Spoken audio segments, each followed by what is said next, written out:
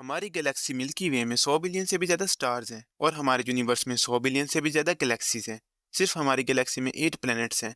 अगर हम इतनी गैलेक्सीज में प्लैनेट्स की बात करें तो वो अनकाउंटेबल बन जाते। तो कैसे हो सकता है कि इसमें से किसी और पर लाइफ ना हो सकता है वो लाइफ हमारी जितनी डेवलप्ड हो, या हो सकता है वो हमसे भी ज़्यादा इंटेलिजेंट और डेवलप्ड हो। सदियों से इंसान इसी बात की खोज में लगा हुआ है।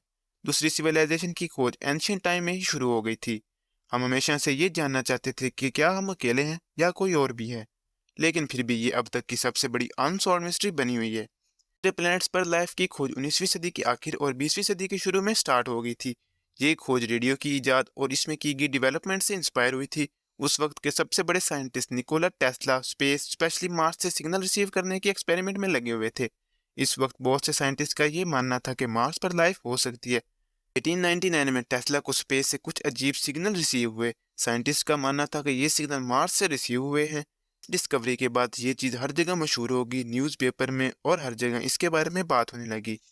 एक तरफ जहां न्यूज़पेपर इस डिस्कवरी की चर्चा करने में लगे हुए थे, तो वहां दूसरी तरफ साइंटिस्ट को इस खोज ने ज़्यादा एक्साइटेड नहीं किया।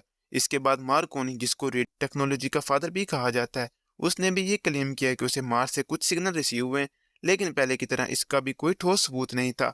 उस वक्त न्यूज़पेपर में इस बारे में बहुत सी पब्लिकेशन भी लिखी गई, लेकिन बाद में पता चला कि वो सारी झूठ थी। दूसरी तरफ यूएस ऑफिशियल भी मार्स से आने वाली मैसेज की खबर को लेकर बहुत ज़्यादा सीरियस थे। 24 अगस्त 1924 को जब मार्स अर्थ के बिल्कुल क्लोज हो गया था, तब यूएस ने national day of radio silence को प्रमोट किया। इसमें लोगों को कहा गया कि वो अपने रेडियो बिल्कुल साइलेंट रखें ताकि एस्ट्रोनॉमर्स मार्स से आने वाले सिग्नल्स को आसानी से सुन सकें। इसके लिए एक बहुत बड़ा और पावरफुल रिसीवर भी यूज़ किया गया, लेकिन इसका कोई फ़ायदा ना हुआ।